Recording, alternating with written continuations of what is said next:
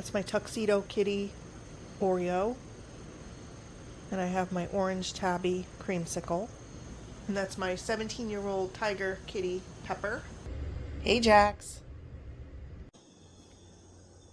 When my son was in his senior year of high school, the school reached out to the parents and said there was going to be a fundraiser, and they were asking for donated gift baskets, gift cards, and items that they could use to make a gift basket. All the money they raised was going to go to a end of the year school class trip. Otherwise, each student would have to pay $200. It was natural to me to want to join this cause and donate some baskets to this school. It can be very costly at the end of the year because parents have to pay for the cap and gown and other things.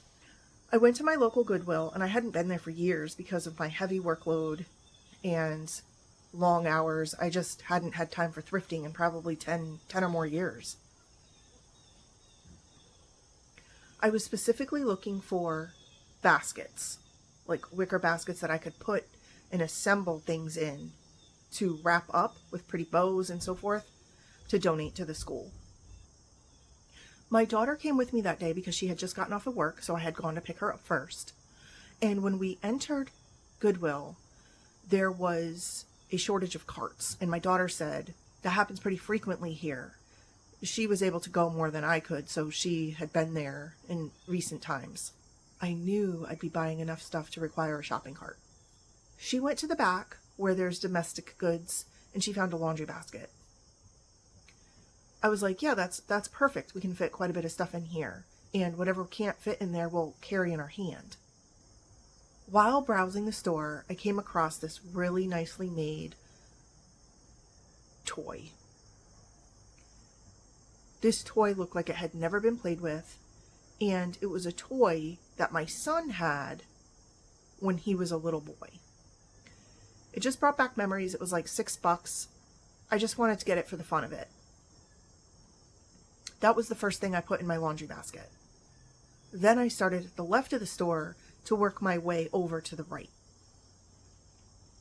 As I'm going through each aisle, my daughter stood either to the right of me, or sometimes she would just go off and look at her own things like the clothing section. And I always kept that laundry basket right next to me on the floor. I had a few other things in there. I had found some nice ribbon.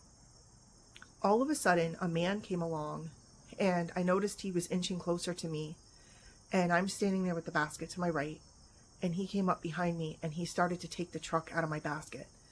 I gave him the benefit of the doubt, and I thought, okay, well, this man obviously doesn't realize this is my basket. And I said, sir, I'm sorry, that's my basket. I don't have a cart. I couldn't find one.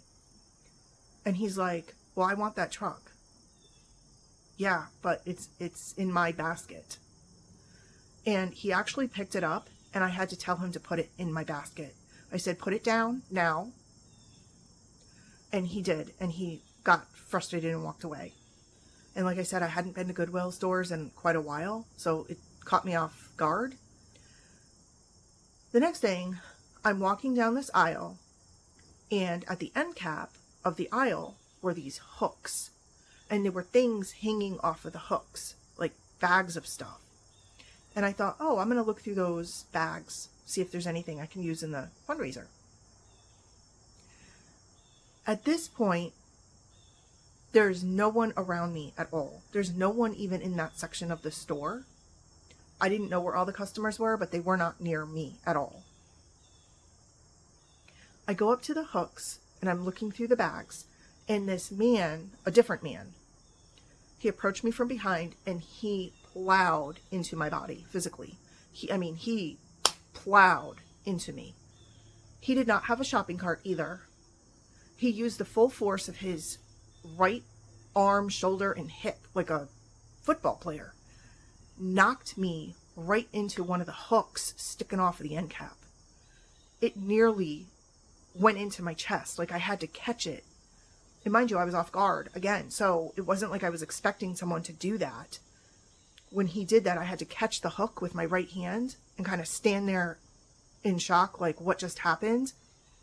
And I turned around and I said, excuse me, sir, why would you shove me like that? He's like, get out of my way. I'm trying to look here. At this point, I stood there and I didn't want to say anything. Well, no, actually, that's not true. I did want to say something, but I knew if I opened my mouth, there was going to be a problem. You shouldn't plow your body into people. My daughter said, Mom, I think they brought a cart out. I think there's a cart over there. She goes to the front of the store and she retrieves a cart for me. I felt fortunate to have a cart at all because most people did not. I found the aisle with the wicker baskets. I went down there and I started putting all the baskets into the cart. I got probably 10 or 12 of them. And then I turned the corner and there were actually whole gift baskets that had been donated. They were about $10, but they were fully loaded. So I figured, well, that's a good one too, because then I can take them apart and reuse all the stuff, or I can leave them as is because they were really nice. Like one was a nautical theme and it had beautiful lighthouse items in this basket. I figured, wow, that alone is a nice basket as is. I had all of these things in my cart, and at this point I was done. And my daughter had put some of her own stuff in the cart. She was getting some stuffed animals that day and some ladies' shirts. She put all that stuff in the cart. When she did that, a woman who had just come into the store as a customer, she walked down the main aisle where I was, and I was heading directly to the register. She saw my cart first. She didn't see me. She didn't see my daughter. She saw my cart because I was looking right at her. That's how I know she was looking directly at my cart. She came up to my cart and she started pulling the stuffed animals out of my cart. I said, what are you doing? And she looked at me and she goes, oh, you're one of those. I said, what do you mean I'm one of those? She said, you're the person who goes and puts the stuff back. So I was just digging through to see if there was anything I wanted. I said, oh, wow. No, this is my cart. This is the stuff I'm buying. My daughter put her hand on me to say, okay, Mom, don't get upset. Relax. Take it easy. I looked at this woman and I said, no, I don't work here, ma'am. So please step away from my cart so I can continue to the register.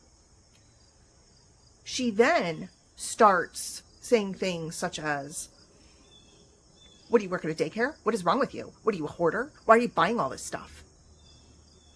And I snapped. I couldn't take it anymore. My daughter's tugging on me like, oh, this is bad. Mom. And I'm like, no. This lady needs to mind her own business and get away from me right now. And the woman reached her arm out and she's like, I'm just joking with you. What's your problem? So then I went to the cash register with my cart full. And of course they had one cashier. I start putting my stuff up there and I said, I'm sorry, I have a lot of stuff. It's for a school fundraiser. And she's like, no worries. And she calls up a second cashier. It starts to get super busy in the store and the line is forming behind me. And there's probably 5 or 6 people in line now. And I'm apologizing profusely to the cashier because I'm like, I must be the biggest pain in the neck here with this big cart of stuff. And she's like, no worries. No, we love it. We love our shoppers. And I said, I'm so sorry. I haven't been here in quite some time and I found some really nice things for the fundraiser. All of a sudden, I guess the people in line couldn't hear what I was saying. And they started trash talking me right there in line. Like I couldn't hear them. And they were saying, she's a hoarder. Oh yeah, definitely. Look at all those wicker baskets. She's got to be a hoarder. And I didn't have to justify what I was buying that day, but I did. I turned around and I said, hey, by the way, we're having a huge fundraiser at the high school. It helps students graduating that can't afford the $200 ticket to the amusement park at the end of the school year. It helps pay for a portion of the ticket. So if you're interested, I'm going to be making all these gift baskets and I'm going to be donating to this school. And watch the school website for the date because we don't have a date posted yet for the actual fundraiser. That shut them right down. I went on to make 25 gift baskets. My daughter helped me create these really giant gift tags that I could attach with ribbon, and she put the cutest graphics on them and little phrases as to what was in the baskets.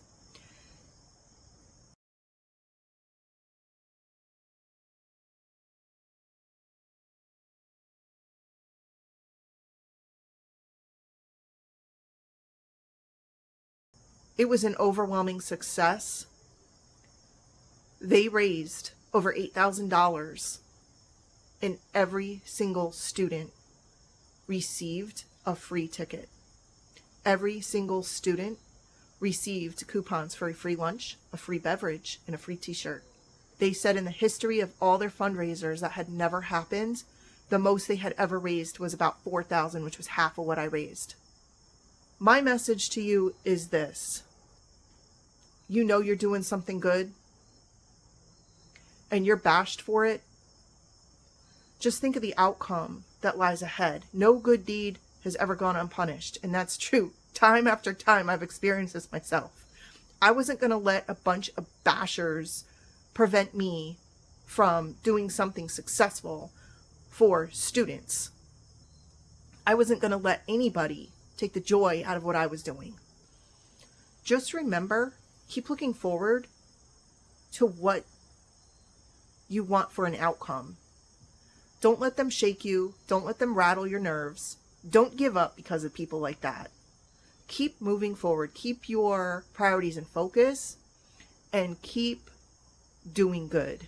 Do you have any final words for everybody, Pepper? Creamsicle, do you have any final words for everybody? I hope you enjoyed the video. Thank you so much for watching.